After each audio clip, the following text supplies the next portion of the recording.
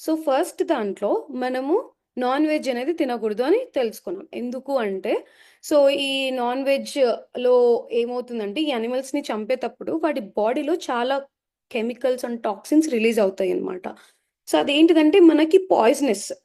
అలాంటి poisonous food తినడం వల్ల మనకి ఆ, మన భావాల పరంగా అవ్వచ్చు, మన ఆరోగ్యంగా పరంగా అవ్వచ్చు, మన యొక్క బిహేవియర్ పరంగా అవ్వచ్చు, చాలా లైక్ ఏమని చెప్పొచ్చు అంటే క్రోధము, లేకపోతే ఇలాంటి నెగిటివ్ కైండ్ ఆఫ్ ఫ్యాక్టర్స్ అన్ని కూడా డెవలప్ అవుతాయి అన్నమాట.